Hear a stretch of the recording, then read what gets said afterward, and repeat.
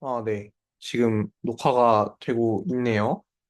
네, 일단 오늘 같은 경우는 지난번에 말씀을 드렸듯이 그, 오늘 이번 한 주는 좀 쉬는 걸로 하기로 했었죠. 근데 일단 그래도 최소한의 진도는 아예 안 나가면은 문제가 생길 수 있으니까 제가 나가려고 하거든요. 그래서 오늘 같은 경우에는 뭐 명확한 진도를 나간다라는 느낌보다는 어 지난번에 너무 완전히 처음 보는 개념들을 급하게 설명드렸다라는 느낌이 좀 있어서 이번에는 조금 전반적으로 이번 학기에 뭐 어떤 내용을 배우는지에 대해서 간단하게 리뷰를 조금 하는 느낌으로 하려고 합니다. 그래서 지난번에도 말씀을 드렸지만 일단 말씀해 주셨던, 네, 교수님께서 말씀을 해주셨던 그 어떤 진도? 진도라고 해야 되나? 그 교수님께서 말씀해 주신 어 진도의 방향성에 따르면 사실 제가 오늘 알려드리는 내용 중에서 좀 뒤에 나오는 내용들도 있거든요. 근데 제가 생각하기에는 완전히 뭔가 좀 심화적인 기법을 알려드리기 전에 뭐 리니어 리그레션 선형 회귀 또는 뭐 아니면은 MLE 이제 모스트 라이클리후드 에스티메이터 같은 어떤 그런 거를 알려드리기 전에 기초적인 통계학에서 배우는 내용들을 먼저 하고 넘어가는 게 더 효율적으로 좋겠다고 생각이 들었어요. 그래서 이것도 카톡방에서 공지드렸던 내용이긴 한데, 어쨌든, 그래서 오늘 간단하게 리뷰를 해보려고 합니다. 참고로 이 영상은 녹화 영상이라서 그냥 뭐 언제 보셔도 상관은 없는데, 다음 수업 시간 전까지는 다 시청해 주시면 좋을 것 같습니다. 뭐 오늘 그렇게 많은 얘기를 하진 않을 거라 아마 그냥 간단하게 보실 만한 정도일 거라고 생각해요. 그래서 어 일단은 저도 이 부분에 있어서 좀 전문성을 가지고 설명드리도록 좀 노력을 해보도록 하겠습니다. 근데 일단 중간 범위 내용보다는 확실히 좀 그러니까 덜 맵다고 느끼실 수는 있어요. 그러니까 왜냐면 중간 범위는 진짜 확률 분포의 내용들을 정말 다 훑은 느낌이었거든요. 그러니까 뭐라 해야 되지?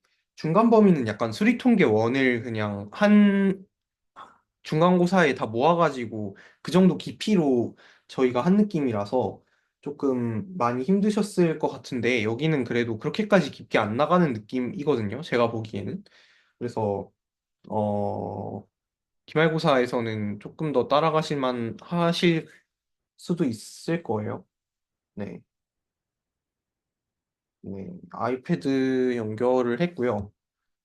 네. 잠시만요. 저도 이거 세팅이 익숙해지지가 않네요. 참, 몇 번을 해도 이게 제가 주체를 하는 입장이었던 적이 별로 없었다 보니까. 네. 그리고 이게 켜지면, 그러니까 제가 줌 버튼을 누르자마자 바로 녹화가 되는 방식이라서, 네, 그렇습니다. 일단, 네. 오늘 왜 그리고 옆모습이냐고 여쭤보시면은, 그, 책상에 자리가 없어서, 노트북 올려놓을 자리가 없어서 그렇습니다. 일단은 한번 들어가 보도록 하죠. 우선, 네, 노트 어디 갔어? 네, 뭐 간단하게, 리뷰를 조금 중간고사에서 저희가 다뤘던 내용들을 정말 간단하게 좀 리뷰를 해보도록 하겠습니다. 그래서, 일단 중간고사 때 저희가 전반적으로 다뤘던 내용들은 뭐 확률, 그리고, 왜 이렇게 연한 것 같지? 잠시만요. 네. 확률. 왜 공유가 안 되고 있는 것 같지? 기분 탓인가요? 잠시만요. 왜 공유가 안 되고 있는 것 같지? 그러네요. 공유가 안 되고 있네요.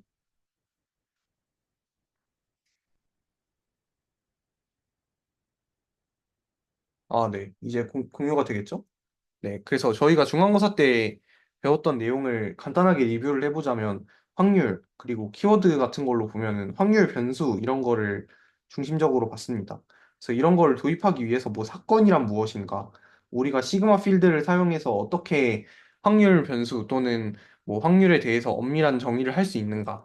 또는 뭐 우리가 확률 변수를 정의할 때도 뭐 어떻게 뭐 보렐 시그마 필드 어쩌고를 가지고 확률 변수의 뭐 정의역이라 해야 되나 뭐 공역이라 해야 되나 뭐 그런 거를 정의할 수 있는가 뭐 그런 것들을 저희가 배웠던 바가 있습니다. 그래서 이런 거를 저희가 엄밀하게 정의를 하고 난 뒤에 배웠던 게 뭐 이제 사건의 독립성 같은 거였죠. 독립성이라던가 아니면은 뭐 베이지 정리 뭐 이런 거 했었고 기억이 나실지 모르겠는데 그 다음에 또 뭐 했었죠? 혹시 기억이 나시나요? 연습 문제 음 연습 문제가 있나? 그래요. 응. 그 다음에 저희 뭐 PDF, CDF, MGF가 뭔지 뭐 이런 거 배웠죠? 그래서 MGF에서 뭐 모먼트를 라는 거를 추출할 수 있었다. 그래서 얘네들이 우리가 뭐 통계에서 사용하는 다양한 통계량들을 구하는 데에 사용할 수 있는 값이었다. 뭐 그런 얘기 했었고, 그 다음에 뭐 PDF랑 CDF의 성질 뭐 이런 거 얘기했었죠. 그 다음에 뭐 다양한 부등식 같은 것도 얘기했었고, 뭐 마르코프 부등식, 체비쇼프 부등식, 뭐 그런 거 얘기했었죠. 코시 슈바르츠 부등식도 간단하게 살펴봤었던 기억이 있고, 그 다음에 또 뭐 있었죠? 뭐 평균이랑 분산 뭐 이런 거는 사실 너무 당연한 거고, 그 다음에 또 뭐 했었지? 뭐 이 정도? 그냥 이 정도인 것 같아요. 그 다음에 저희가 또 봤던 게 이제 그러니까 멀티 베리에이트 디스트리뷰션이라고 하는 걸 또 봤었죠. 그러니까 다변량 확률 분포라고 하는 걸 봤었습니다. 그래서 정규 분포도 이런 걸로 저희가 뭐 멀티베리에이트 노멀 디스트리뷰션 뭐 이런 식으로 표현을 했었죠. 다변량 정규 분포라고 했었고 그다음에 이거 외에도 뭐 다양한 디스트리뷰션들을 봤습니다. 뭐 지수 분포 또 뭐 포화송 분포 뭐 이항 분포 이런 거 뭐 다양하게 봤었죠. 그래서 이런 약간 저희가 중간고사 때까지 배웠던 거는 소위 말하는 약간 통계학에 있어서 어떤 틀을 배운 느낌입니다. 그러니까 저희가 뭐 이거를 직접적으로 실생활에 써먹는다 또는 뭔가 계량을 추후에 들으실 분은 어떤 경제학 연구에 써먹는다라는 느낌보다도 사실 그냥 정말 간단한 개념어 같은 것들을 뭔가 학습해서 기말고사를 위해서 빌드업을 했다 약간 그런 느낌이거든요.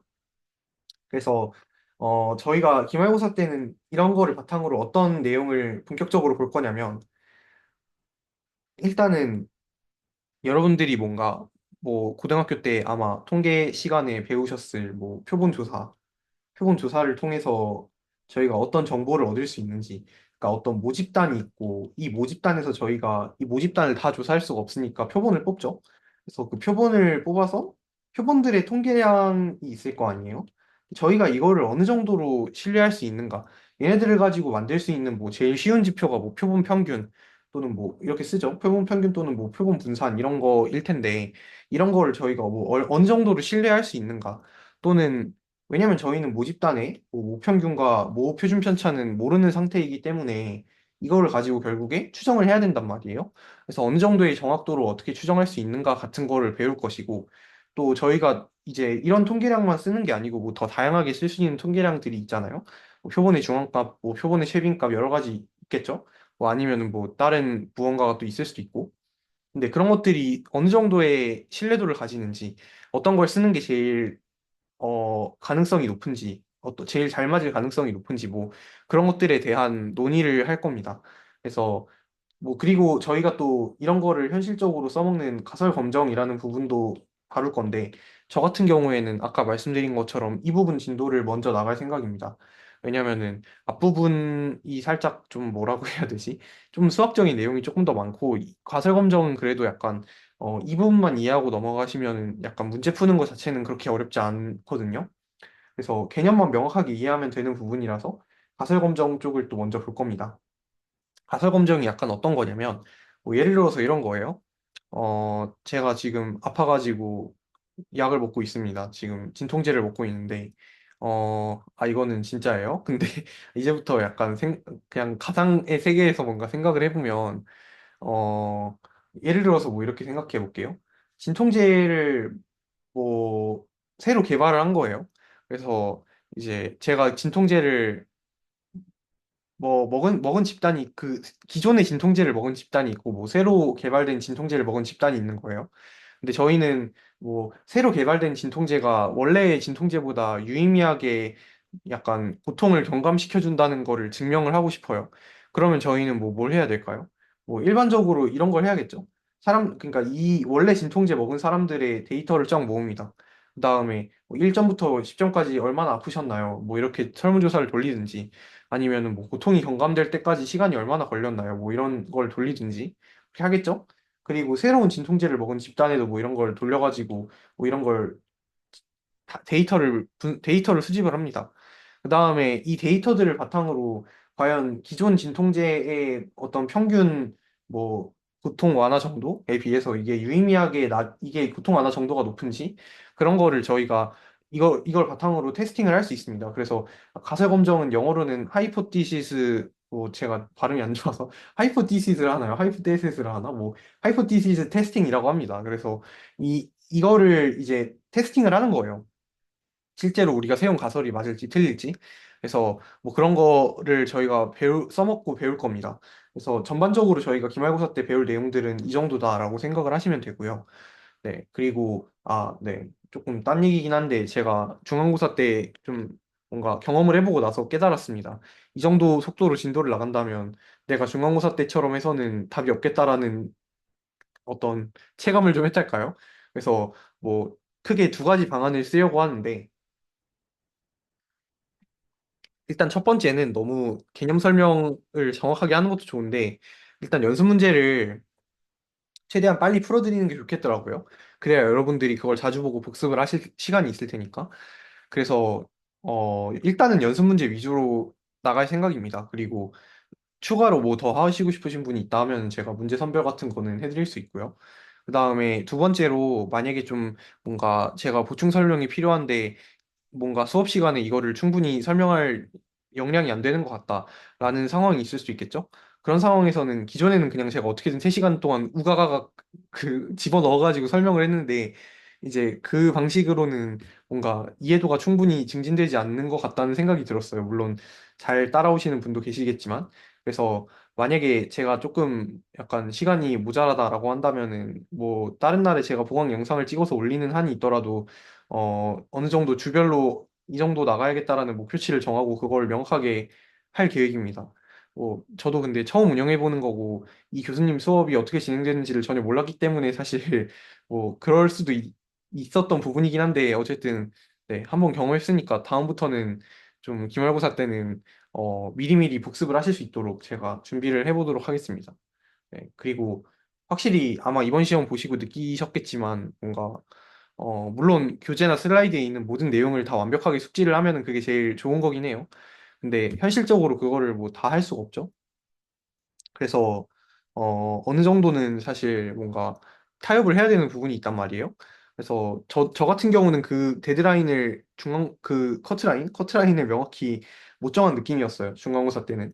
근데 이제는 그냥 연습 문제로 정하도록 하겠습니다. 그래서 연습 문제만 잘 풀리면은 뭐 그 정도면 괜찮지 않을까 하는 그냥 그 정도의 마인드로 가르치도록 하겠습니다. 네.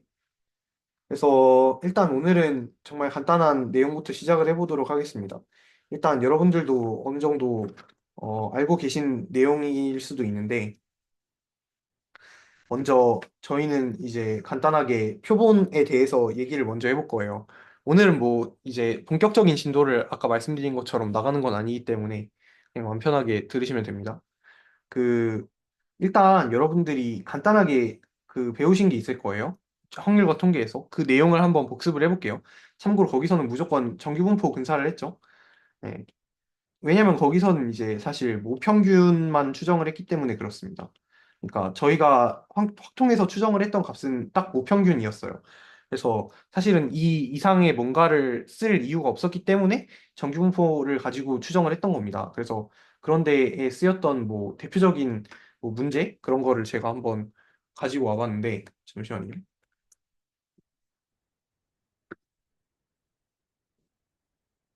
어, 이제 사실 제일 뭔가 객관적으로 여러분들한테 설명드릴 수 있는 문제는 사실 수능 문제죠.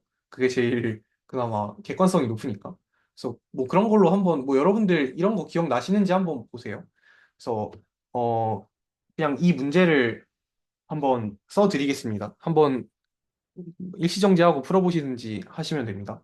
정규분포를 따르는 모집단이 있답니다. 그래서 얘를 따르는 모집단이 있는데 여기서 크기가 9인 표본을 이미 추출을 했답니다. 뭐 랜덤하게 뽑았다는 거죠. 그래서 여기서 뽑은 표본의 표본 평균을 이렇게 둔다고 합니다. 그 다음에 정규분포 6,2의 제곱을 따르는 모집단에서 또 그러니까 다른 모집단인 거죠. 여기서 이제 크기가 4인 표본을 이미 추출해서 구한 표본 평균을 이번에 뭐 이렇게 두겠다라고 했습니다. 그래서 저희는 뭘 구해야 되냐면 M을 구해야 돼요. 근데 조건이 뭐냐면 얘랑 얘를 더했을 때 1이 나와야 됩니다. 그래서 이때의 M의 값을 구하시면 되거든요. 그래서 이걸 혹시 한번 시간이 되시면은 잠깐 일시정지를 하고 풀어보시면 좋을 것 같습니다. 기억이 나시면 좋은 거고 뭐 안 나시면 어쩔 수 없는 거죠. 그래서 일단 여러분들도 대강은 알고 계실 거예요. 그래서 저도 그냥 정말 그냥 복습하는 차원에서 갖고 온 문제거든요. 일단 여러분들이 아마 이거는 기억을 하실 거예요. 만약에 그래, 모집단이 만약에 정규 분포를 따른다. 물론 뒤에서 말씀드리겠지만 대학교의 통계학에서의 가장 큰 차이점은 정규 모집단이 아닐 수 있다. 즉 모집단이 정규 분포를 따르지 않을 수 있다라는 거. 그리고 저희가 모집단의 표준 편차를 모를 수도 있다. 그 두 개가 제일 큰 차이점이거든요. 근데 어쨌든 여기서는 예쁜 상황만 다루는 거니까. 그래서 모집단이 정규 분포를 따른다고 할 때 저희는 여기서 뽑은 표본에 대해서 뭐 크기가 n인 표본에 대해서 표본 평균 x하라는 걸 정의할 수 있었죠. 근데 얘도 사실 모집단이 정규분포를 따른다면 얘도 정규분포를 따른다라는 거를 저희가 알고 있습니다. 뭐 그걸 명확히 증명하진 않았죠. 저희가 고등학교 때는. 하지만 뭐 표본 평균도 정규분포를 따른다. 즉 뭐 얘도 확률 변수다라는 거는 저희가 알고 있습니다. 그래서 표본 평균 같은 경우에는 이제 만약에 모집단이 이런 정규분포를 따랐다고 한다면 저희는 표본 평균이 따르는 정규분포는 평균은 똑같고 분산은 n으로 나눈 이걸 따른다. 그래서 표준 편차의 경우에는 루트 n분의 1배가 된다. 표준 편차의 관점에서 보면 분산의 관점에서 보면은 n분의 1배가 된다라고 뭐 기억하실 겁니다. 그래서 이런 걸 활용하면은 이제 저희는 이쪽은 모르니까 뭐 이쪽부터 풀면은 모집단이 얘를 따르죠. 근데 뭐 얘도 당연히 표본 평균이니까 모집단이 정규분포를 따르니까 얘도 정규분포를 따를 텐데 평균은 똑같을 거고 분산은 뭐 이제 표본의 크기로 나누니까 1이겠죠? 그래서 표준 편차도 1입니다. 그래서 얘는 이거의 분포를 따른다는 거예요. 근데 그러면은 얘를 표준화를 하면은 뭐 얘가 얘보다 크거나 같을 확률은 사실 평균이 6이고 표준 편차가 1이잖아요. 근데 8보다 이럴 확률을 구하래요. 그러면 얘를 표준화를 하면은 이제 이거죠. 그냥 Z가 2보다 크거나 같은 확률이죠. 표준 정규 분포를 따르는 Z에 대해서. 그러면 얘랑 얘랑 더해서 1 나와야 되니까 얘는 뭐 당연히 얘여야 되겠죠.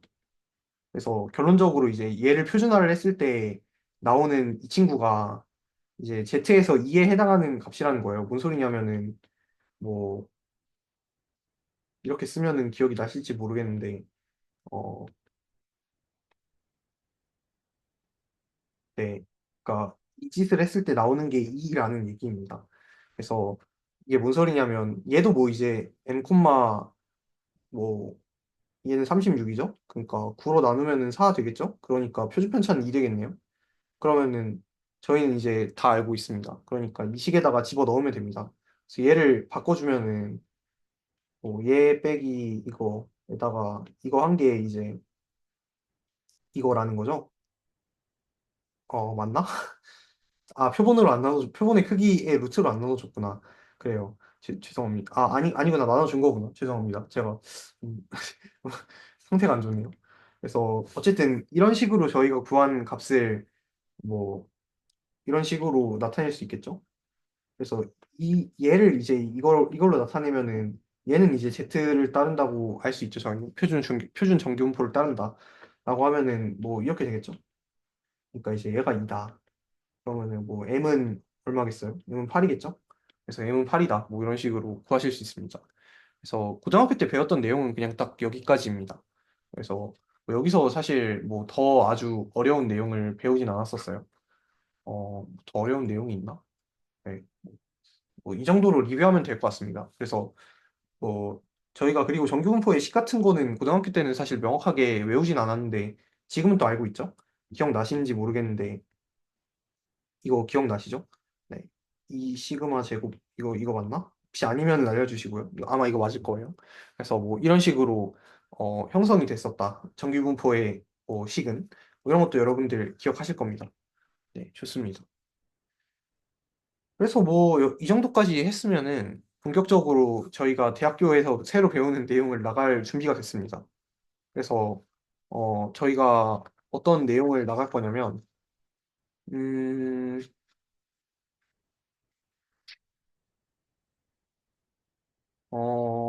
근데 사실은 뭐 어디까지 말을 해야 되는지를 잘 모르겠으니까 그냥 의식의 흐름대로 설명하겠습니다. 뭔가 정확히 어디까지 설명해야겠다라는 생각은 안 하고 있어서 그래서 뭐 이렇게 얘기해보죠. 그러니까 저희가 예를 들어서 표본을 뽑았어요. 그러면은 뭐 저희는 어떤 걸 알 수 있죠? 예를 들어서 표본 뭐 모집단이 있는데 여기서 표본을 표본의 크기가 n인 표본을 뽑았다고 합시다. 당연히 뭐 랜덤하게 각각의 원소가 뽑힐 확률이 동등하게 뽑은 겁니다. 아, 얘는 복원 추출인가요? 비복원 추출인가요? 라는 얘기도 약간 의문이 드실 수 있는데, 뭐 사실 모집단의 크기가 충분히 큰 경우에는 두 개가 크게 차이가 없습니다. 근데 뭐 편의상 그냥 랜덤 비복원 추출이라고 생각해 봅시다. 그러면은 뭐 저희는 여기서 뽑은 표본을 각각 뭐 이렇게 n개를 뽑았으니까 이런 식으로 값을 나타낼 수가 있겠죠. 그럼 저희는 표본 평균 x바를 뭐 이런 식으로 구한다는 걸 알고 있습니다. 뭐 시그마에 대해서.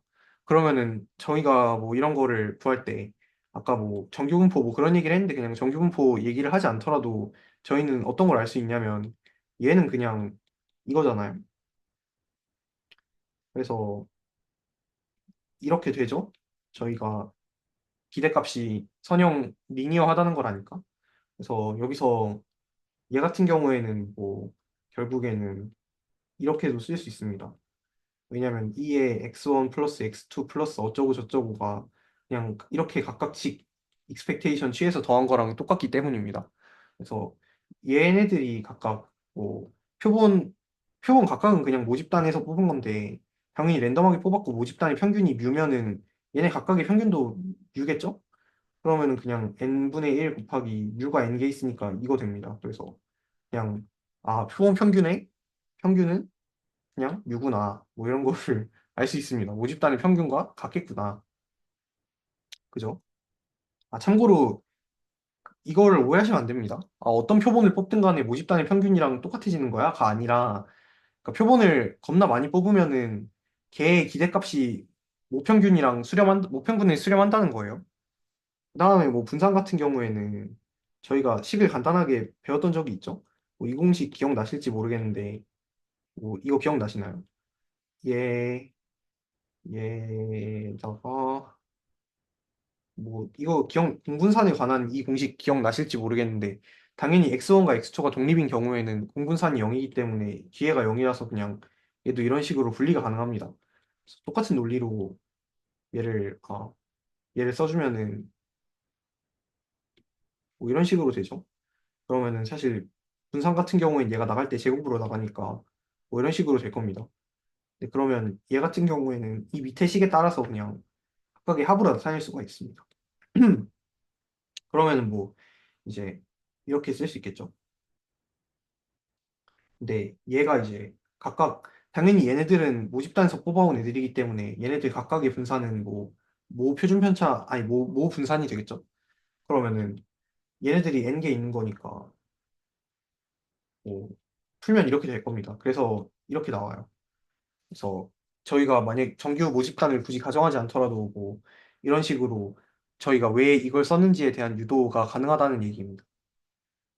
뭐 참고로 얘는 이제 뭐 무한 모집단에서 성립하는 거예요. 왜냐면 그러니까 참고로 정말 참고긴 한데 뭐 이런 걸 엄밀하게 물어보진 않을 테니까. 그러니까 얘는 무한 모집단의 경우에만 성립하고 유한 모집단의 경우에는 요 앞에 상수가 좀 붙습니다. 왜냐면 그 비복원 추출을 할 때 완전히 독립이라고 할 수 없기 때문에 그렇습니다. 그래서 뭐 어쨌든 저희가 그리고 앞으로 볼 건 대부분 뭐 무한 모집단에 관한 걸 거라서 크게 상관없습니다. 뭐 어쨌든 그래서 저희가 이런 뭐 증명들로부터 저희가 아까 했던 성질, 그러니까 만약에 모집단의 분포가 뭐 이런 걸 따른다라고 하면은 표본 평균의 분포는 뭐 얘를 따른다라고 할 수 있는 거죠. 그래서 뭐 그렇습니다. 근데 사실 조금 이게 애매한 부분이긴 한 게, 그러니까 만약에 뭐 예를 들어서 x가 뭐 이제 뭐 저희가 안 배운 분포긴 한데 뭐 예를 들어 아니다 뭐 예를 들어서 지수 분포 아니면은 뭐 포화성 분포 뭐 이산이긴 한데 그런 거 따른다고 해봅시다. 그러면은 저희는 이제 더 이상 표본 평균이 정규 분포를 따른다라는 얘기를 할 수가 없죠. 그러니까 모 집단이 만약에 정규 분포가 아닌 경우에는 그렇게 얘기할 수 없는 거잖아요. 그러니까 모 집단이 정규 분포면은 당연히 표본 평균도 정규 분포를 따릅니다. 근데 모 집단이 정규 분포를 따르지 않으면은 표본 평균은 정규 분포를 따른다고 말을 할 수 없는 거잖아요. 그죠? 근데 사실은 아닙니다. 그러니까 이 얘기를 하고 싶었어요. 그러니까 사실은 모 집단이 아무 분포나 달라도 표본 평균은 근사적으로 정규 분포를 따르게 됩니다. 근사적으로. 그러니까 뭐 무조건 완벽하게 따른다는 얘기는 아니에요. 단 조건이 뭐냐면 여기서 뽑는 표본의 크기 n이 충분히 커야 됩니다. 뭐 n이 충분히 큰 조건이 뭔가요? 그게 이제 분포마다 조금씩 달라가지고 뭐 제가 명확하게 딱 잘라서 말씀드리긴 좀 어렵긴 한데 뭐 어쨌든 어느 정도의 뭐 실용적으로 써먹는 조건들 정도는 있습니다. 그래서 어 뭐 그래서 저희가 참 신기한 사실이죠 이게. 아, 죄송합니다. 제가 오늘 목이 너무 안 좋아가지고.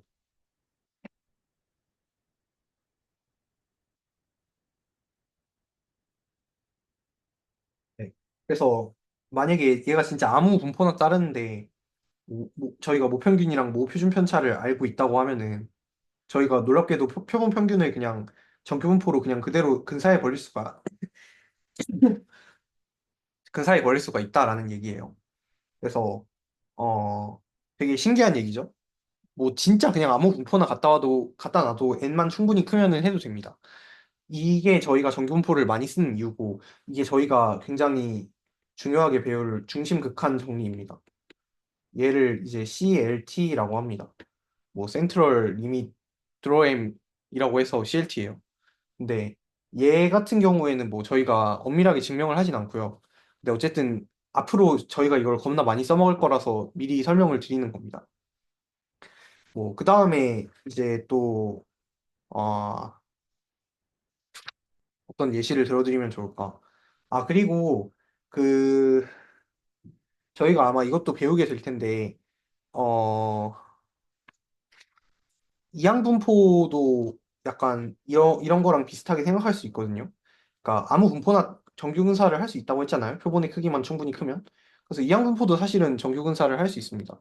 근데 이렇게 말씀드리면 뭔가 좀 헷갈리실 수가 있죠. 근데 사실 이것도 좀 되게 어떻게 증명은 가능합니다. 근데 지금 제가 바로 하진 않을 거고 약간 이거를 모비율로 바꿔가지고 간접적인 증명을 할 수 있습니다. 어쨌든 이항분포도 정규 근사가 되고요.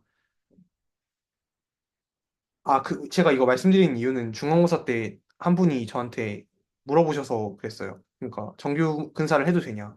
근데 일단 저는 하지 말라고 말씀드렸습니다. 왜냐면 안 배웠기 때문에 안 쓰는 게 좋겠다. 근데 여기선 배우겠죠? 네. 뭐 아무튼 여기까지 간단한 뭐 리뷰였고 이제 오늘의 메인 내용 카이 제곱 분포랑 T 분포 그리고 F 분포에 대해서 알아보도록 하겠습니다. 얘네들이 뭐 하는 분포냐면 그러니까 일단은 카이 제곱 분포라는 거에 대해서 먼저 말씀을 드릴게요. 그러니까 저희는 근데 사실 일단 이것도 혹시 알고 계실지 모르겠는데 기억이 나실지 모르겠어요. 근데 저희가 사실 모집단에서 표본 뽑는 얘기를 계속 했잖아요. 거기서 이제 이게 참 발음이 힘듭니다. 표본 평균과 표본 분산에 관한 얘기도 했었죠. 근데 사실 표본 평균 구하는 방법은 너무 간단하잖아요. 근데 이거에 관한 얘기를 제가 아직 안 드렸는데 혹시 기억이 나실지 모르겠습니다. 고등학교 때 제가 배우는 걸로 알긴 아는데 뭐냐면 이제 얘 구하는 거 사실 저희 모집단에서 이거 구할 때는 어떻게 구했었죠? 기억나시는지 모르겠지만은 저희 이렇게 구했었죠. 뭐, 뭐 이런 식으로 구했습니다. 또는 뭐 이게 조금 네, 잘못 썼네요. 네, 이렇게 구했습니다. 뭐 아니면은 이렇게 구하든지 어, 뭐라고 해야 되나? 뭐 이렇게 구했다고 해야 되나요? 어, 네, 뭐, 뭐 그냥 이렇게 쓰면 될 것 같습니다. 근데 저희가 지금까지 배웠던 분사는 뭐 이렇게 구하는 분산이었죠. 근데 뭐 여기서는 사실 뭐 이산 확률 변수의 경우에는 이 뒤를 굳이 뭐 저희가 복잡하게 생각할 필요는 없어요. 왜냐하면 저희는 지금까지 어떤 자료들 위주로 봤었냐면 뭐 0.3의 확률로 1 나오고 0.2 확률로 뭐 5 나오고 뭐 이런 거를 봤잖아요. 사실 근데 여기서는 그냥 어떤 걸 얘기하고 있냐면 예를 들어서 뭐 사람들 키라고 하면은 사람들이 뭐 키가 170인 사람도 있고 172인 사람도 있고 160인 사람도 있고 뭐 이런 식으로 개체가 존재를 하고 얘네들의 값이 할당돼 있어서 얘네들의 분산을 구하는 상황이기 때문에 그냥 이렇게 구하셔도 충분합니다. 네. 그래서 물론 이거를 이제 평균으로 나눠야겠죠? 뭐 여기 전체 모집단의 수를 이거라고 하면은 이렇게 평균으로 나눠주면 되죠. 그래서 이런 식으로 분산을 저희가 구할 수가 있습니다. 네. 근데 저희가 사실 표본 분산을 구할 때는 이렇게 구하면 안 된다라는 얘기를 드리는 거예요. 그러니까, 이게 저희가 잘 알고 있는 분산 구하는 방법이잖아요. 뭐, 요지는 여기서도 비슷한데, 그냥 여기서도 그냥 각각의 표본에 대해서 뭐 이런 식으로 하고 여기서는 사실 저희가 뭐 평균을 못 구하니까 그냥 표본 평균으로 쓰는 거죠. 근데 사실 여기서 이게 아니에요. 그러니까 표본의 개수가 뭐 저희가 n개를 뽑았잖아요. 그러니까 신난다. n개로 나눠야지라고 하면 안 됩니다. 이거를 n-1로 나눠주셔야 돼요. 얘가 왜 그런가요? 음, 사실 이게 좀 설명이 쉬운 내용은 아닌데, 그러니까 왜인지에 대해서 간단하게만 설명드리면은 모집단에서 표본을 뽑는 과정에서 어느 정도의 저희가 모집단의 특성을 완벽하게 반영할 수 없기 때문에 분산이 조금 더 약간 축소되는 효과처럼 생각하시면 됩니다. 그래서 뭐 얘의 엄밀한 증명은 사실 나중에 할 기회가 있을 것 같긴 한데 어쨌든 지금은 표본 분산을 구할 때는 무조건 n-1 그러니까 표본의 개수에서 1 빼서 나눠주셔야 된다라는 거 조금 네, 주의해 주시면 좋을 것 같습니다. 네, 여기까지 설명했으면 뭐 이제 어느 정도 설명이 끝났고 이제 본격적으로 설명을 하겠습니다. 카이 제곱 분포라는 거에 대해서 설명을 드릴 건데 얘는 뭐 일단 지금 왜 쓰이는지는 납득이 안 되시긴 하실 거예요. 왜냐면은 그러니까 가르치는 순서상 이걸 먼저 가르쳐야 되는 건 맞는데 얘를 써먹는 내용을 저희가 직접적으로 배우진 않거든요. 그러니까 근시일 내에 그러니까 이제 곧 나오긴 해요. 오분산 추정할 때 나오는데 당장은 안 배워요. 얘를 써먹는 사례를 안 배워서 좀 의아하실 수도 있는데 뭐 이렇게 정의가 됩니다. Z1부터 ZK까지의 확률 변수가 있습니다. 근데 얘네들 각각이 저희가 표준 정규 분포를 따른다라고 알고 있습니다. 라고 할 때 얘네들을 제곱해서 이렇게 더해준 이 친구의 분포를 생각할 수 있겠죠? 이런 확률 변수의 분포를 생각할 수 있겠죠? 얘를 저희가 자유도가 K인 카이 제곱 분포를 따른다라고 얘기합니다. 네. 그러니까 표준 정규 분포를 따르는 애들을 당연히 뭐 독립적으로 못 따르겠죠. 근데 얘네들을 이제 다 제곱해가지고 더한 친구를 카이 제곱 분포라고 합니다. 그래서 저희가 기호로는 어떻게 쓰냐면 뭐 이렇게 씁니다. 이 친구가 카이라는 뜻의 그리스 문자라고 하네요. 그래서 자유도가 K다라는 거를 뒤에 괄호를 열고 이렇게 표시를 해주는 거예요. 그래서 뭐 대충 어떻게 생겼냐면 얘가 이제 오른쪽으로 롱테일을 가집니다. 그래서 대충 이런 식으로 생겼어요. 그래서 당연히 뭐 똑같은 넓이라도 여기서 알파라도 왼쪽이 더 짧겠죠? 네. 그래서 대충 이런 식으로 생겼고 어 그다음에 뭐 저희가 어떤 성질을 또 알 수가 있냐면 카이제곱 분포의 갑업성이라고 하는데 이제 갑업성이라는 거는 정말 한국적인 표현이고 뭐 저희가 영어로는 뭐라고 표현했더라 이거는 뭐 잠시만요. 구글링을 해보겠습니다. 저도 이거 영어 표현을 정확하게 기억하고 있지는 못해가지고 어 갑업성 아 에디 뭐 이걸 뭐라 써야 돼? 에디티비티라고 합니다. 네. 그래서 카이 또 이거를 뭐 아니면 영어로는 사실 카이라고 하지 않고 뭐 치스케어라고 하거든요. 근데 치스케어 에디티비티라고 치시면 나올 겁니다. 그래서 가법성이 뭐냐면 V1이라는 확률 변수가 뭐 자유도가 K1인 카이제곱 분포를 따르고 V2라는 확률 변수가 자유도가 K2인 카이제곱 분포를 따른다라고 할 수 있죠. 근데 저희가 이런 상황에서 얘를 더한 확률 변수도 생각할 수 있잖아요. V1과 V2를 더한 확률 변수에 대해서 얘는 뭘 따르냐면 자유도가 K1 플러스 K2인 카이제곱 분포를 따릅니다. 단 여기에는 조건이 있는데 당연히 얘네 둘이 독립이어야 됩니다. 네. 얘가 이거 따르고 얘가 이거 따르고 독립이면 네, 두 개를 더한 거는 자유도를 더한 카이제곱 분포를 따른다 라는 성질이 있습니다. 뭐 증명 같은 경우에는 사실 궁금하신지는 잘 모르겠지만 간단하게만 증명을 할 수 있나 근데 잠시만요. 증명이 근데 제가 알기로는 안 나와 있긴 한데 혹시 궁금하신가요? 제가 만약에 들어오신 분이 계시면은 어, 증명을 해드릴 수 있을 것 같은데 네. 아, 그냥 뭐, 네. 증명은 그냥 다음 시간에 하죠, 그러면.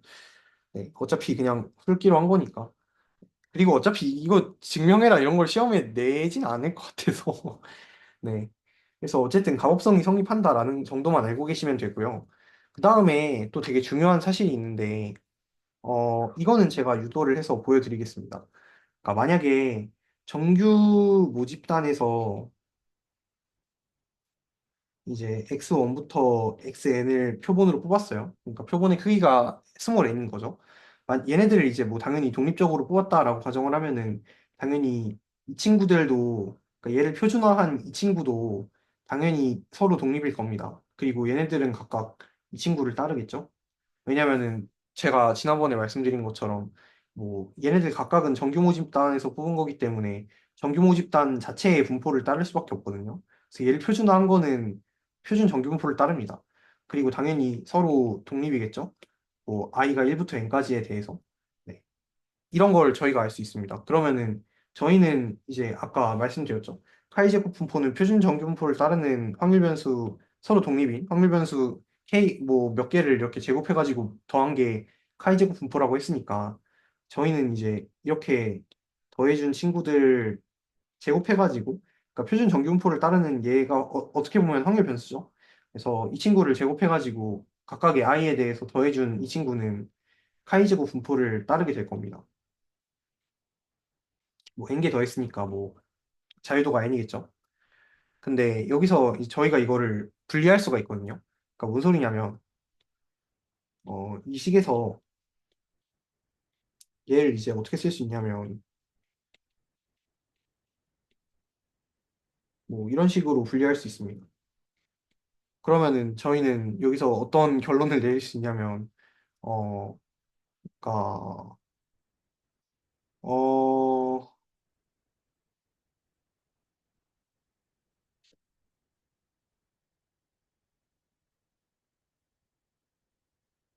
어? 잠시만요.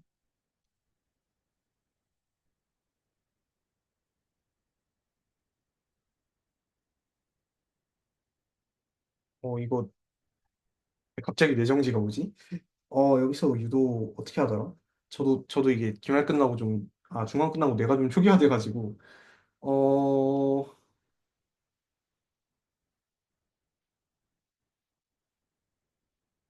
뭐 이거 어, 그냥 이거 뭐 이렇게 보시면 되겠네요. 이거 이렇게 나누시고 뭐 이렇게 하면은 뭐 이렇게 되잖아요.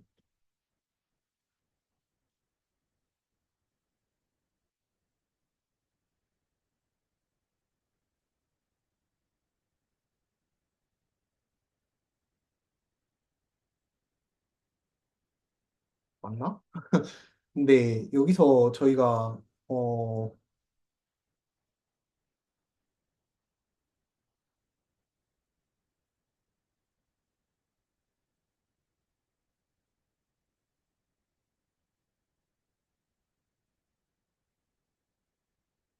네. 뭐 이렇게 되는데 여기서 저희가 잘 생각해 보면은 어, 이 친구가 들어 있잖아요. 근데 이 친구는 잘 생각해 보시면 시그마를 다 더해주면은 0이 나올 수밖에 없습니다. 왜냐면은 어, 그러니까 지금 뭔 소리를 하고 있는 거냐면 얘네들은 그냥 주어진 상수니까 밖으로 빼고 얘를 잘 생각해 보면은 얘는 이제 x1부터 xn까지 쭉 더하는 거고 이 친구는 표본 평균을 뭐 n번 빼는 거잖아요.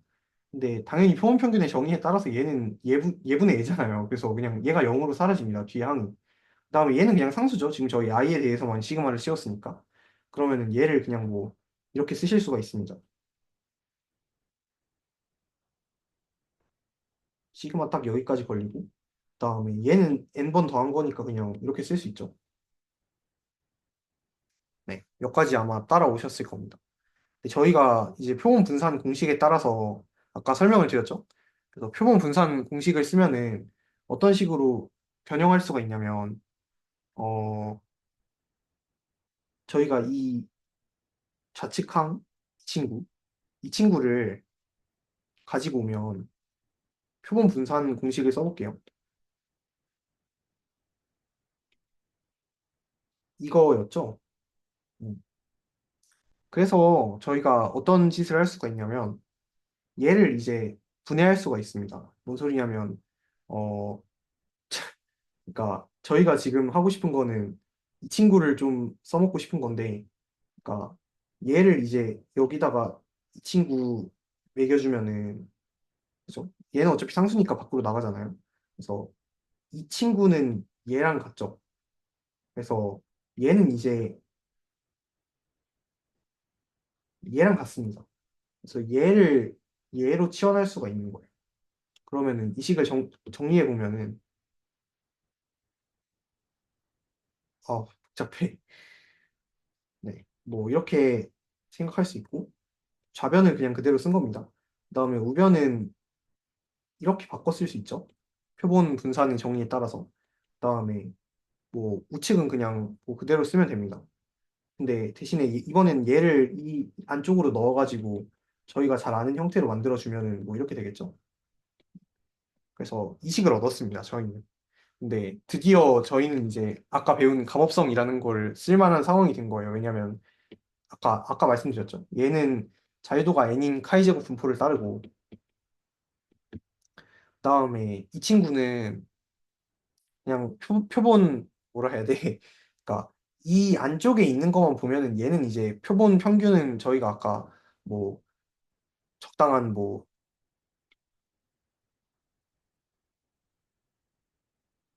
이런 거 따른다고 했잖아요. 그래서 얘를 표준화한 식이잖아요, 이게.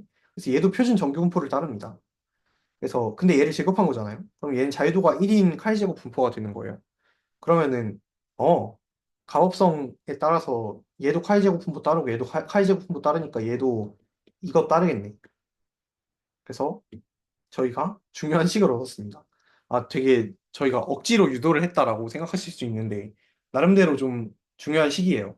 그래서 어 결론적으로 잠깐만 그거 전에 이런 의문을 가지실 수 있습니다. 뭐라?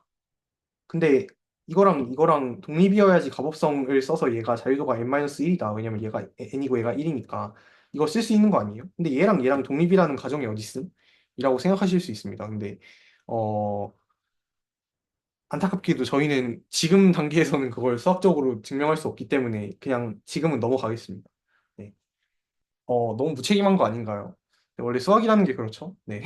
원래 모든 걸 증명하면서 갈 수가 없는 상황도 있어요.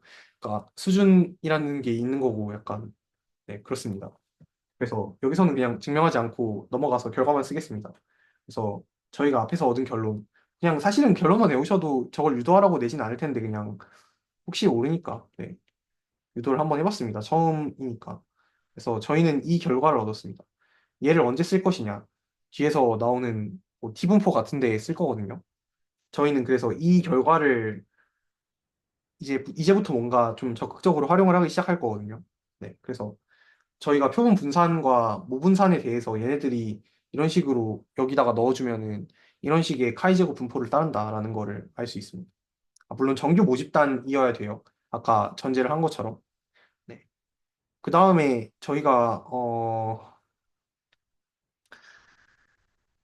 저희가 약간 어떤 생각을 또 할 수가 있냐면, 어, 아까도 말씀을 드렸죠.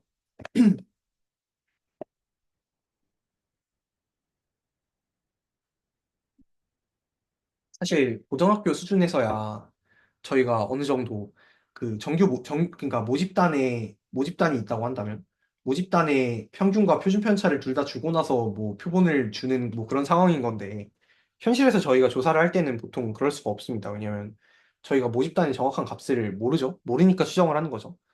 당연히 모평균은 당연히 모르는 거고 근데 이것도 모르는 상황이 거의 대부분입니다. 왜냐하면 뭐 당연히 모 표준 편차가 정확히 얼마인지 저희가 알 수 있는 방법이 없잖아요. 전수조사를 하지 않는 이상. 그렇기 때문에 저희는 보통 추정을 할 때 표본 평균이 있다라고 하면은 이런 식으로 뭐 얘가 이제 이거 따라요. 아, 뭐 이거죠. 네. 얘가 이거 따라요 하고 이쁘게 얘기할 수 없다라는 거예요. 대신 왜냐면은 이렇게 하려면 이 값을 일단 알아야지 이걸 할 수 있는데 우린 모른다. 우리는 그러니까 모집단의 표준 편차를 모르기 때문에 이런 식의 추정을 현실에서 할 수가 없습니다. 그래서 그런 경우에 저희가 쓰는 게 이제 T 분포라는 건데 뭔 소리냐면 저희가 얘를 못 써서 문제가 되는 거라고 했잖아요. 그래서 이거 대신에 저희는 뭘 쓸 거냐면 표본 표준 편차를 쓸 겁니다. 네. 그래서 이런 식으로 저희가 현실에서 쓰는 경우가 많아요. 모 표준 편차를 모르니까 그냥 표본으로 구한 표본 표준 편차를 여기다가 갖다 넣는 경우가 많습니다. 네, 얘 같은 경우에는 좀 도움이 됩니다. 뭐라 해야 되지? 그러니까 저희가 현실에서 써먹는 데 상당한 도움이 됩니다. 그래서 저희가 이제부터 T분포에 대해서도 배워볼 건데, T분포는 이제 어떤 거냐면, 일단은 Z는 표준 정규 분포를 따른다라고 얘기하겠습니다. 보통 Z로 쓰죠. 그 다음에 V는 이제 자유도가 K인 카이제곱 분포를 따른다. 뭐 이 두 확률 변수를 생각하겠습니다. 그리고 당연히 이 두 개는 독립이어야 되고요. 이거라고 할 때 저희는 이제 어떻게 정의를 하냐면 이렇게 정의를 합니다.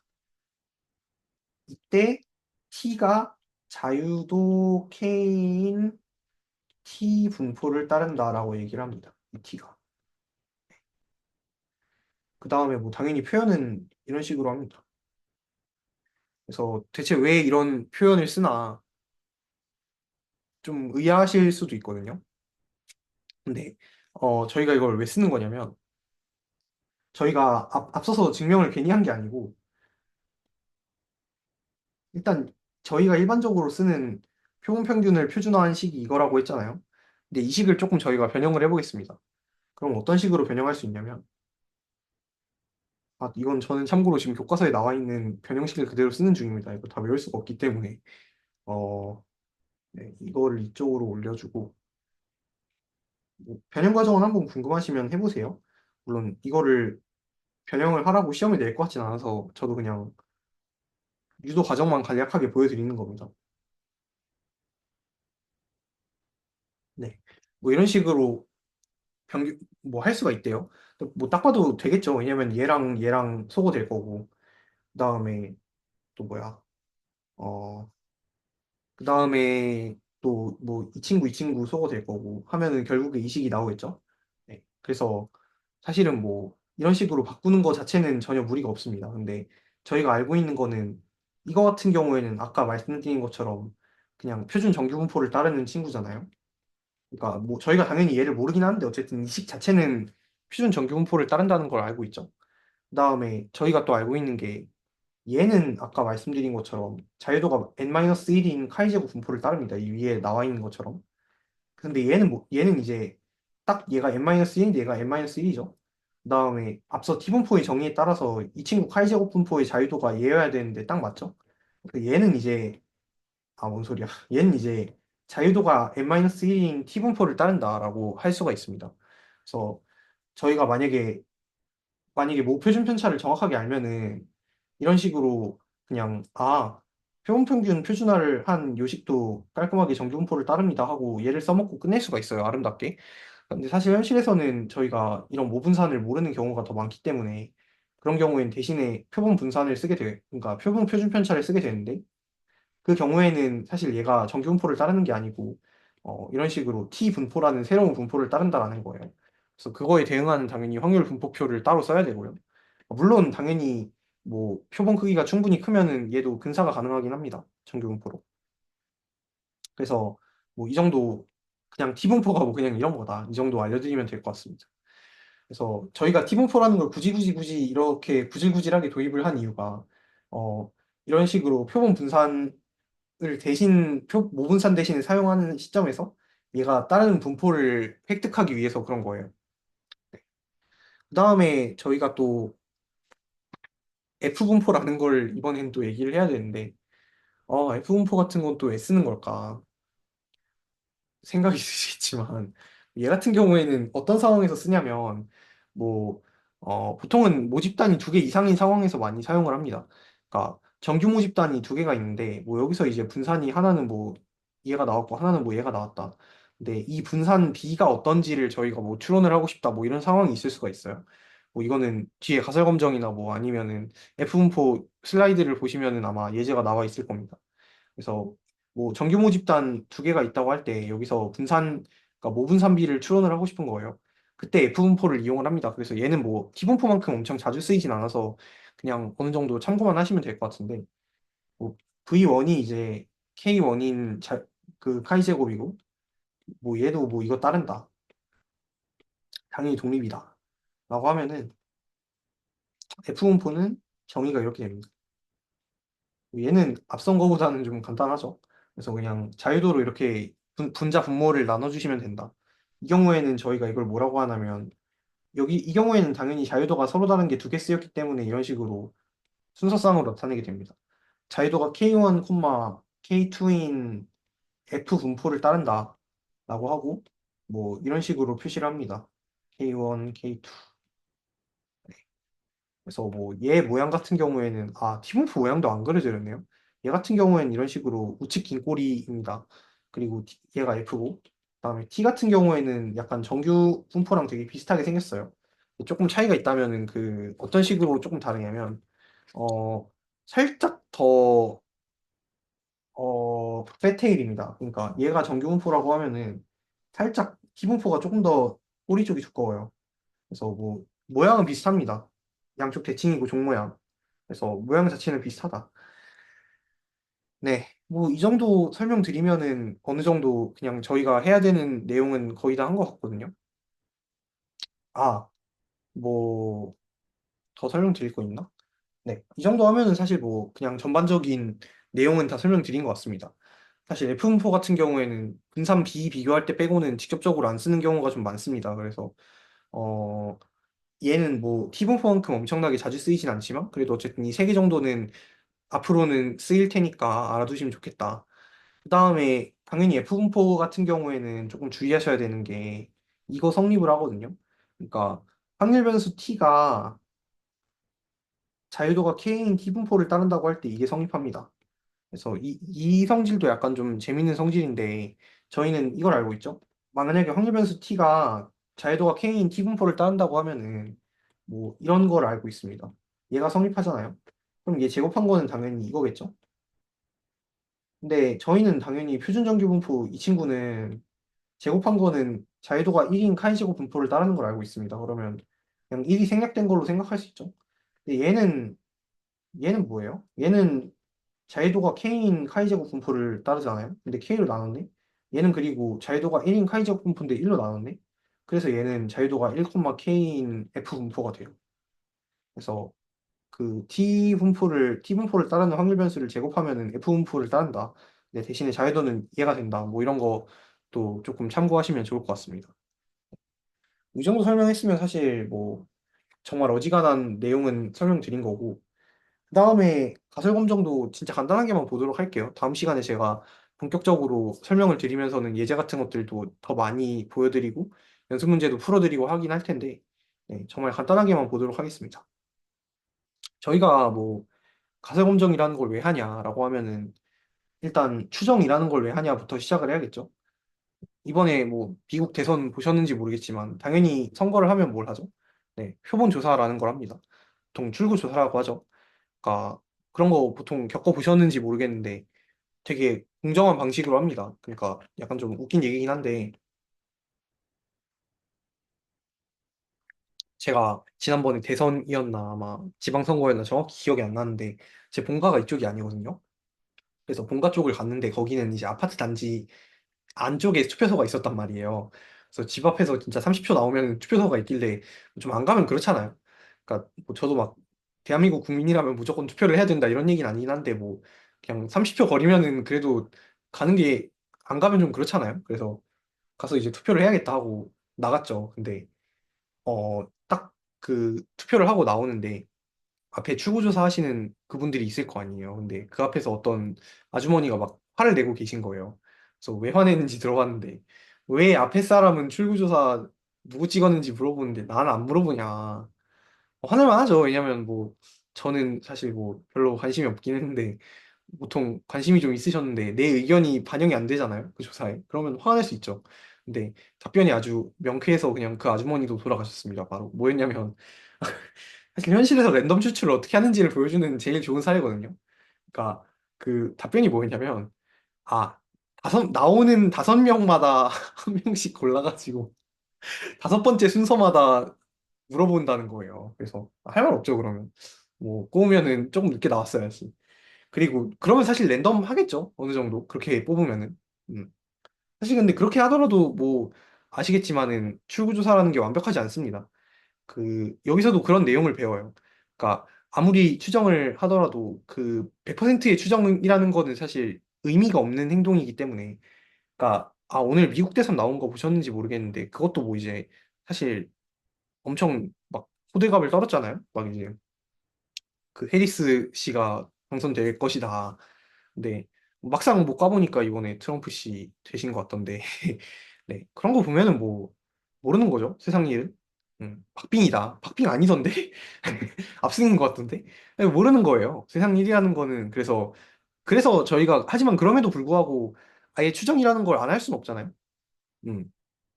뭔가 어쨌든 전수조사가 안 되는 상황에서 뭔가를 알고 싶은 상황은 엄청나게 많으니까.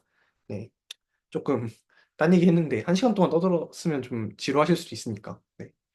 그래서 어 뭐 저희가 이제 여기서 배울 추정 같은 경우에는 아마 고등학교 때 배운 추정이랑 비슷하면서도 몇 가지 용어가 추가가 될 거거든요. 그래서 모집단이 있고 여기서 표본 평균을 얻었어요. 그래서 저희는 뭘 알고 싶냐면 모집단의 모 평균을 알고 싶습니다. 이때 저희는 이걸 어떻게 추정할 수 있을까요? 저희는 사실 모평균이라는 걸 모르니까 모평균의 추정값이라는 식으로 유헷 해가지고 위쪽에 이런 헷 마크를 씌웁니다. 얘를 이제 추정값이라는 뜻이에요. 추정값 구하고 싶은 거예요. 네. 그래서 일단 저희가 직관적으로 쓸 수 있는 추정값은 뭐죠?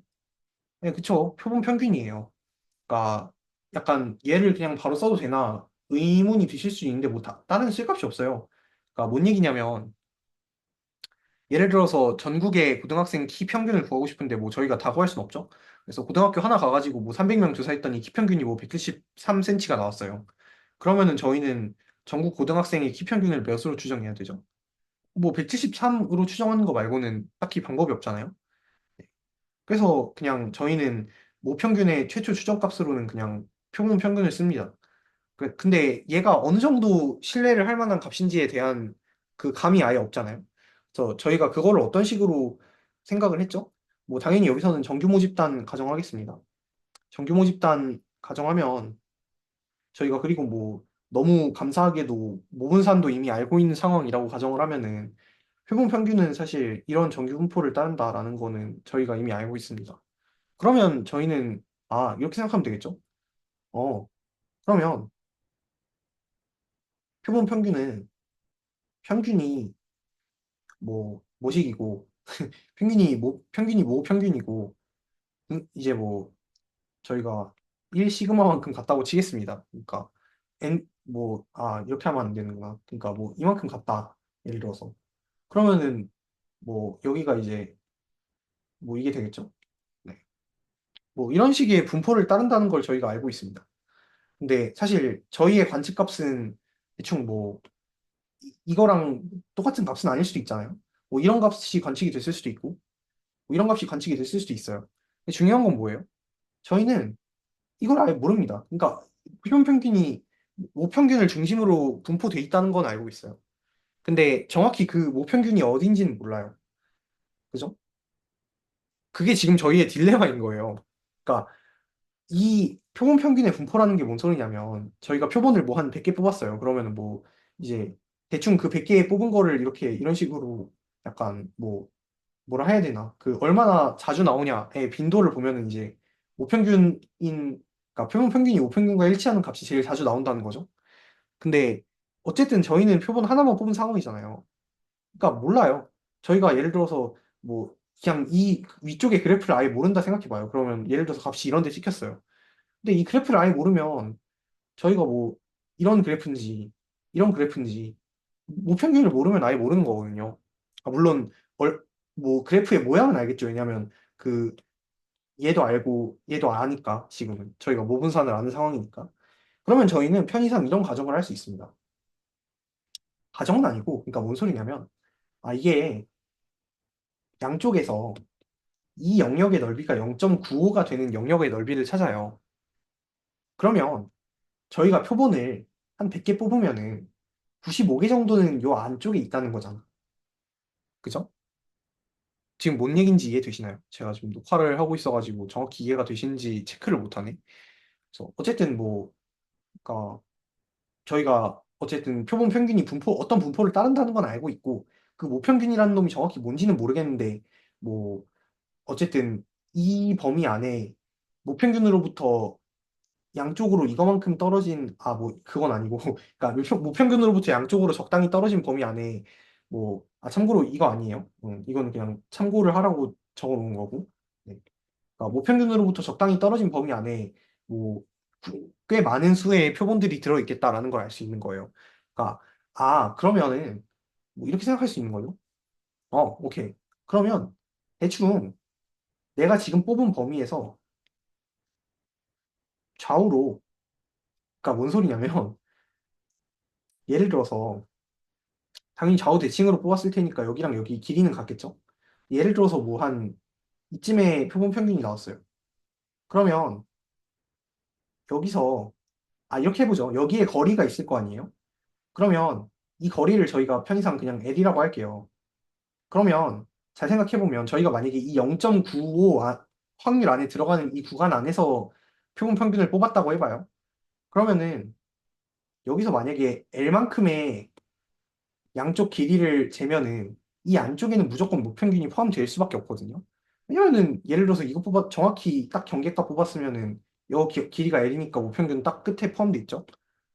그러니까 이런 식으로 저희가 뭘 알 수 있냐면 오케이.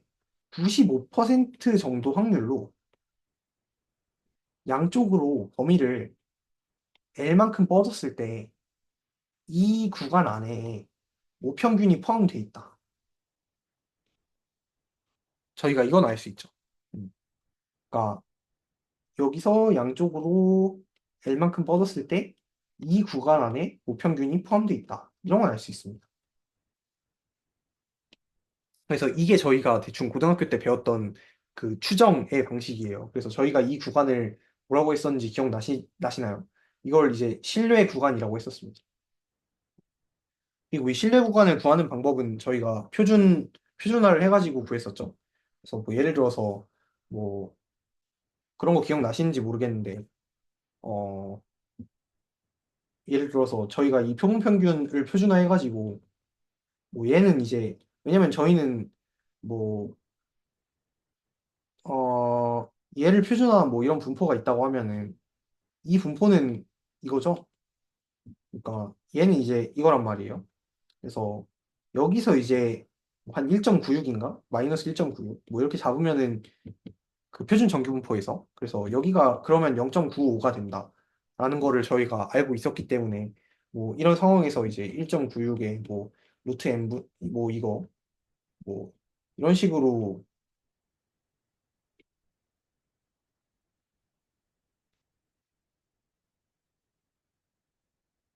네, 이런 식으로 뭐 신뢰 구간 제시를 했던 게 아마 기억이 나실 거예요. 그래서 저희가 알 수 있는 거는 뭐 이 구간 안에 아마 한 100번 정도 하면은 95번 정도는 이 구간이 모평균을 포함할 거다라는 걸 저희가 알 수 있는 겁니다. 네. 그래서 저희가 뭔가 우- 어, 근데 주의하셔야 되는 게 그렇게 말씀하시면 안 돼요. 그러니까 어떤 저희가 예를 들어서 구간을 구했어요. 예를 들어서 뭐 37,000 이거 38,000 뭐 980 뭐 이런 구간을 구했습니다. 그래서 이걸로 이제 95% 신뢰 구간이라고 주장을 했어요. 근데 저희가 여기서 오케이. 그럼 모평균이 여기에 포함될 확률이 95%인 거네요. 라고 하면 안 됩니다. 이 구간이 모평균을 포함할 확률이 95%다라고 하는 거는 뭐 괜찮을 것 같은데 포함될 확률 뭐 그런 식으로 얘기하시면 아닌가? 그것도 안 되나? 뭐 아무튼 좀 조심하셔야 돼요. 이유가 뭐냐면 모평균은 저희가 정확히 알지는 못해도 결정돼 있는 상수값이거든요. 근데 뭐 상수값이 95% 확률로 포함된다 뭐 이런 말 자체가 좀 말이 안 됩니다. 그래서 100번 하면은 95번 정도는 이 구간이 우평균을 포함할 것이다 라고 말하는 거는 상관없는데 뭐 우평균이 포함될 확률이 95%다 이런 식으로 말하시면 안 된다는 얘기예요. 그러니까 비율을 하면 이제 파이도 정해진 상수값인데 뭐 이거일 확률이 0.95다 뭐 이런 식으로 얘기하면 안 되죠. 파이 왜냐면 어떤 구간을 잡든 간에 얘가 포함될 확률은 0 또는 1이에요. 그래서 이런 식으로 얘기할 수 없다. 네. 그거 조금 주의하시면 좋을 것 같습니다. 뭐, 그 정도 얘기하고, 이제, 정말 간단한 가설 검정 관련한 얘기를 하고 오늘 마치도록 할 텐데, 어, 가설 검정이라는 게 뭐냐. 가설 검정은요, 음, 예를 들어서 이런 거예요. 그냥 제가 예제를 하나 보여드리겠습니다. 일단은 용어를 아셔야 되는데, 비무 가설이라는 게 있고요. 대입 가설이라는 게 있어요. 보통 얘를 H0, 얘를 H1으로 쓰거든요. 얘는 뭐냐면, 원래의 그러니까 실험을 진행 안 했다면 원래 우리가 믿는 가설이에요. 그러니까 그리고 그러니까 이걸 설명하기가 조금 복잡한데 조금 간단하게 설명드리면 대립 가설이 우리가 입증하고자 하는 것 그리고 귀무 가설은 원래 그냥 우리가 원래 믿던 거. 그러니까 다르게 얘기하면 그냥 대립가설에 대한 그러니까 씨 이걸 어떻게 얘기하냐 그러니까 반대 이걸 그러니까 저도 교과서 표현은 여러 개 봤는데 뭔가 딱 들어맞는 표현이 없거든요. 어 그러니까 반대 증거를 찾기 위한 가설이에요. 그러니까 이렇게 말씀드리면은 뭔가 이해가 안 되실 텐데 뭐 예를 들어서 이렇게 얘기해 봅시다. 어 저희가 예를 들어서 뭔가 공장에서 뭔가 새로운 스프링클러를 만들었어요. 스프링클러는 실내 온도를 측정해서 실내 온도가 올라가면은 물을 뿌려줘야 되죠. 근데 그 작동 온도가 예를 들어서 저희는 55도였으면 좋겠는 거예요. 근데 이번에 새로 스프링클러 제조를 했는데 조금 문제가 있는지 없는지를 봐야겠죠. 근데 만약에 55도보다 조금 낮은 온도에서 물이 뿌려져도 문제고 높은 온도에서 물이 뿌려져도 문제잖아요. 그러니까 저희는 뭘 알고 싶냐면 그 이제 스프링클러의 그 반응 온도가 55도인지 55도가 아닌지를 알고 싶은 거예요. 근데 저희는 지금 그러면 대립가설이 뭐가 되겠어요? 저희가 지금 의심하고 있는 게 뭐예요?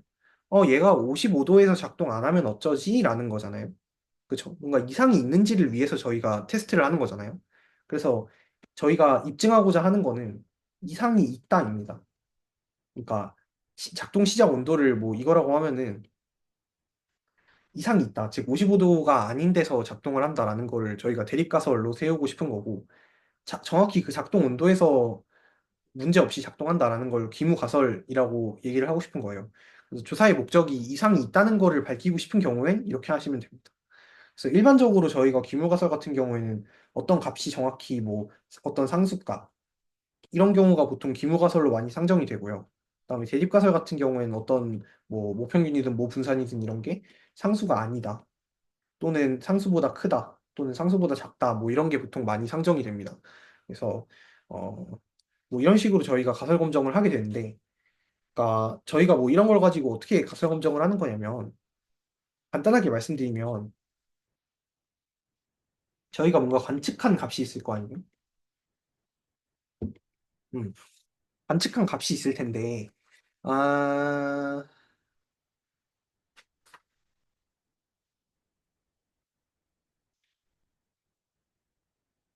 아, 네. 이렇게 합시다. 저희가 예를 들어서 표본을 9개의 크기인 표본을 뽑았어요. 근데 표본 평균이 뭐 55.63이었어요. 그 다음에 저희가 모 표준 편차를 뭐 알고 있어요. 이렇다고 합시다. 그러면은, 저희는 만약에 얘가 정확히 55도에서 했어야 되는데, 지금 우리가 9개 뽑은 표본을 평균을 내보니까 여기서 작동하고 있었다라는 거잖아요. 그래서 이게 좀 유의미할 정도로 문제가 되는 표본인가. 그래서 그런 걸 우리가 테스트를 해보고 싶은 거예요. 그때, 우리가 어떤 생각을 할 수 있냐면, 우리가 만약에 정상이었다 치자. 어, 이 스프링클러가 정확히 55도에서 작동하는 스프링클러였다 치자. 그러니까 모평균을 얘기하는 거예요. 모평균이 정확히 55도였다 치자. 근데 우리가 표본을 뽑았는데 이게 운이 나쁘게 도출된 값인지 아니면 그냥 진짜 그냥 좀 생산 공정에 문제가 있어가지고 이런 값이 나온 건지 그거를 측정하기 위해서 어떤 값을 생각할 수 있냐면 지금 나온 값보다 여기 좌우 대칭을 할게요.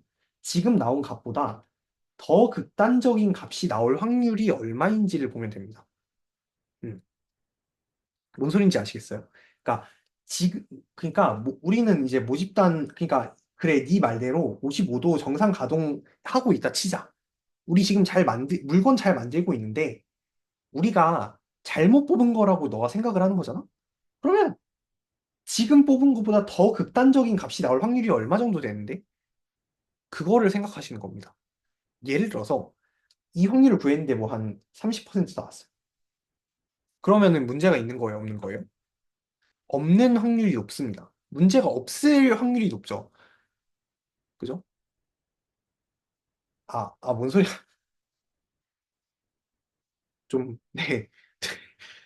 죄송합니다. 지금 저도 약간 감기 걸려가지고 설명하는데 제정신이 아니네요. 죄송합니다. 30%면 누가 봐도 문제가 있다는 거죠? 그러니까 매우 문제가 있다는 거예요. 그러니까, 아니, 왜냐면 여기 확률이 30%라는 거는 지금 내가 뽑은 이 값이 그렇게 운이 나쁜 값이 아니라는 거잖아. 그냥 저냥 뽑을 만한 값이었다는 거잖아. 그죠? 그러니까 내가 지금 뽑은 값보다 더 극단적인 표본이 관측될 확률이 되게 높다는 거잖아. 그러면은, 야, 이거 문제인데? 하고 기각을 하는 겁니다. 그리고 만약 이거 계산을 했는데 뭐 0.1% 나왔어요. 그러니까 55.63, 이거보다 더 뭔가 극단적인 값의 표본 평균이 나올 가능성이 0.1%였다. 그러면은 문제가 있는 거예요, 없는 거예요? 거의 없는 거죠. 왜냐면은 뭐 이거보다 극단적인 거 뽑힐 확률이 거의 없으면은 뭐 지금 뽑은 게 그냥 좀 운이 나빴나 보네 생각을 할 수 있는 겁니다. 그래서 저희는 이 이거 있죠. 이 뭔가 지금 뽑은 값보다 더 극단적인 값이 관측될 확률. 이거를 저희가 p 밸류 또는 p 값 또는 u의 확률이라고 합니다. 그래서 가설 검정을 어떻게 하는 거냐면요. 예를 들어서 95% 수준에서 가설 검정을 하겠다라고 한다면 뭐 저희가 어떤 식으로 하면 되냐면 어 보통 95% 수준으로 가설 검정하겠다라고 하면 이 p-밸류랑 그 5%를 비교를 합니다. 그래서 보통 유의 확률이 5%보다 작다라고 하면은 야, 이거는 좀 잘못했다 하고 기무가설을 기각합니다. 그러니까 보통 이런 표현을 써요. 기무가설을 기각한다. 또는 만약에 유의 확률이 5%보다 크면은 그러면은 이제 뭐 이거보다 극단적인 값이 나올 확률이 좀 돌겠네. 저 자꾸 설명을 반대로 하는데 죄송합니다. 제가 오늘 좀 제정신이 아니에요. 만약에 유의 확률이 5%보다 작으면은 이거보다 극단적인 값이 나올 확률이 별로 없다는 거잖아? 오케이. 그러면은 이거 맞네 생각하는 거고요. 그때는 기무가설을 기각하지 않는다라고 합니다. 또는 뭐 기무가설을 채택한다라고 해도 되긴 하는데 보통 기각하지 않는다라고 얘기를 많이 하고, 그리고 유의 확률이 5%보다 만약에 크다라고 하면은 내가 지금 뽑은 것보다 더 극단적인 값이 나올 확률이 크다는 거잖아요. 5%보다. 그러면은 이건 납득할 수 없다. 그래서 이거는 55도에서 정상 작동한다는 증거가 없네. 이거 문제가 있네, 생산 라인에라고 생각을 하고 기무가설을 기각을 하시는 겁니다. 제가 너무 뻘소리만 늘어놓고 있어가지고 죄송합니다. 제가 좀 힘들어요. 아, 저도 이게 혼자서 1시간 동안 떠드니까 좀, 네, 제정신이 아니네요. 뭐 어쨌든 그냥 대충 어떻게 이런 가설 검정이라는 게 이루어지는지에 대한 어 어떤 좀 아이디어를 얻으셨으면 그걸로 충분합니다. 다음 시간에 본격적으로 설명을 하고 이 부분 연습 문제까지 풀어드릴 계획이기 때문에 일단 이 정도로 뭔가 그냥 개념만 확실하게 알고 계시면은 상관없을 것 같습니다. 네, 그래서 뭐 저희가 여기서는 모평균에 대한 가설 검정만 봤는데 모분산에 대한 가설 검정 또는 모분산의 비에 대한 가설 검정 뭐 그런 것들 또는 모평균의 차에 대한 가설 검정 이런 게 되게 종류가 많거든요. 근데 뭐 사실은 결국에는 다 그냥 이 이론을 바탕으로 조금 조금씩 바꾼 거에 지나지 않기 때문에 어 그냥 다음 시간에 설명드릴 내용들만 네, 잘 이해하시면 될 것 같습니다. 그래서 제가 이렇게 너무 설명을 진짜 개판으로 드린 것 같아서 너무 그냥 예제를 하나 풀어보겠습니다. 이렇게 해보죠. 타이어 제조예요. 이번엔 타이어 제조입니다. 근데 저희가 모평균이 37,000이고 표준 편차가 5,000이라는 걸 알고 있습니다. 근데 여기서 뭔가 새로운 공정을 만든 거예요. 타이어를 좀 더 오래 쓸 수 있었으면 좋겠다. 그러니까 이건 단위가 킬로미터입니다. 그러니까 37,000km 타면 좀 바꿔야 된다. 그런 느낌이에요. 그래서 얘를 공정 개선을 한 거예요. 그래서 이제 표본을 100개 뽑아서 개선된 공정의 타이어를 100개 뽑은 거예요. 그래서 표본 평균 계산을 했는데 38,000이 나왔어요. 근데 당연히 뭐 공정 개선된 상태에서의 표준 편차가 얼마인지는 저희가 모르죠. 근데 그냥 5,000으로 유지된다고 가정하겠습니다. 라고 할 때 만약에 저희는 이제 여기서 뭘 알고 싶은 거냐면 공정 개선이 과연 성공적이었냐 라는 거를 검증하고 싶은 겁니다.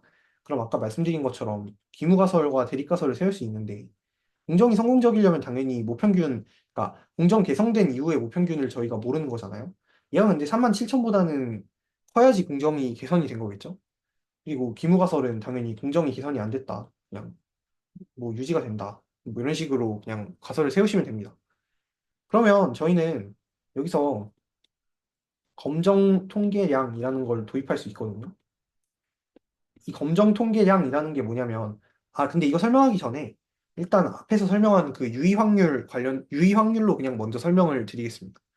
그 유의 확률 또는 p-value 개념으로 설명을 드리면 이 관측값이 만약에 그래, 기무가설 맞다고 치자. 37,000이라 치자.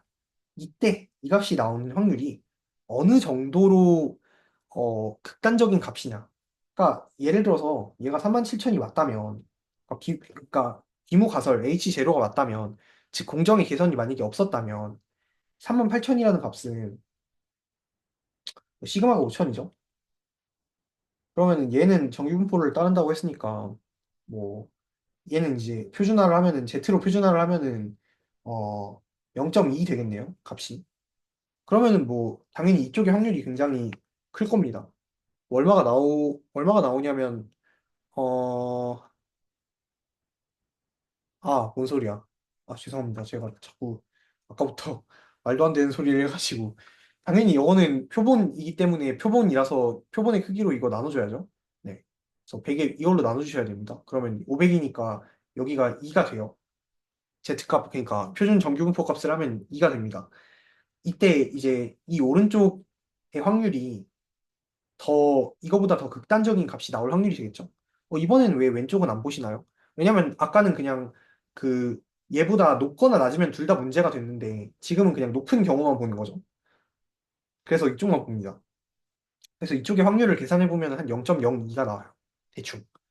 그러면은 저희는 이거 95%로 신뢰 수준으로 검증을 하려고 했다라고 한다면은 0.0이면은 그냥 뭐 5%보다 훨씬 작죠. 그래서 아 이거보다 극단적인 값이 나올 가능성이 별로 없다. 그러니까 분명히 얘는 37,000보다 클 가능성이 더 높다라는 걸 시사하는 거죠. 그래서 아 기무가설 기각한다 이런 식으로 생각하면 됩니다. 그다음에 검정 통계량 보통 이 방식을 더 많이 쓰시게 될 거예요. 그래서 검정 통계량이라는 거는 저희가 어떤 그 주어진 조건, 뭐 정규분포 하에서 뭐 저희가 이 검정 통계량이라는 값을 구하고 이 값을 통해서 기각을 할지 말지를 결정하는 거거든요. 그래서 뭐 예를 들어가지고 뭐 여기서는 검정 통계량이 뭐 이 친구가 됩니다. 참고로 이 뮤는 이제 기무가설이 맞다고 가정할 때의 뮤를 얘기합니다. 그래서 뭐 이런 식으로 좀 검정 통계량을 반대로 썼다. 이런 식으로 검정 통계량을 만들거든요. 그래서 얘를 계산해 보면은 얼마가 나오냐면 얘도 딱 얼마가 나오냐면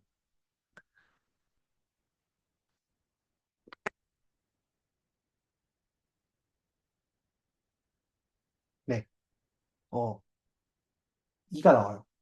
근데 저희가 95% 검정이면은 사실 뭘 알고 있냐면은 여기가 이제 뭐 한 1.645인가? 그 값일 때 여기가 정확히 뭐 뭐라 해야 되냐? 그러니까 여기가 1.645일 때 얘가 표준 정규분포를 따르고 1.645일 때 여기가 5%라는 걸 알고 있거든요. 표준 정규분포표에서. 그러면은 얘가 사실 얘보다 크다라는 거는 이 오른쪽의 값이 5%보다는 작다라는 거죠. 그러면은 아, 오케이. 얘도 기각할 수 있겠다. 뭐 이런 거를 얘기할 수 있습니다. 그래서 저희가 이런 식으로 검정 통계량을 구한 값이 어떤 값보다 크면은 기각하겠다라고 할 때 이런 뭐 범위, 그러니까 검정 통계량 Z가 뭐 1.645보다 크면은 기각하겠다라고 저희가 이런 식으로 범위를 미리 정해놓을 수가 있어요. 주어진 신뢰 수준에서. 그러면은 이거를 저희가 뭐 기각력이라고 하거든요. 그래서 이런 기각력 같은 경우에도 많이 쓴다. 그런 걸 아시면 될 것 같습니다. 그래서 크게 두 가지 방법이 있어요. 검정 통계량 구하고 기각력이랑 비교해서 기각력이 들어가는지 안 들어가는지를 판단을 하고 이 경우에는 기각력이 들어가죠. 그래서 기무가설 기각을 한다.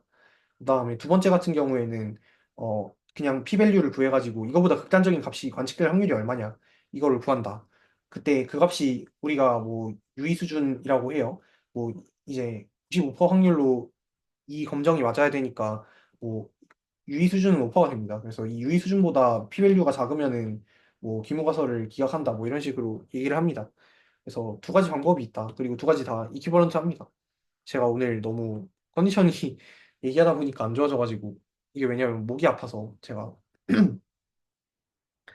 좀 많이 얘기하다가 저른 것 같은데 좀 네 죄송하지만 너그러이 이해해 주시면 좋을 것 같습니다. 그러니까 일단 오늘 설명드린 내용만 대충 다 숙지를 하고 오셔도 다음 시간에 훨씬 들으시는 게 수월할 거고 네 따라오는 것도 괜찮으실 거라서 오늘 설명드린 내용 정도만 완벽하게라기에는 내가 완벽하게 설명을 못한 것 같은데 네 그래도 어느 정도 숙지를 하고 오시면 좋을 것 같습니다. 듣느라 수고 많으셨습니다.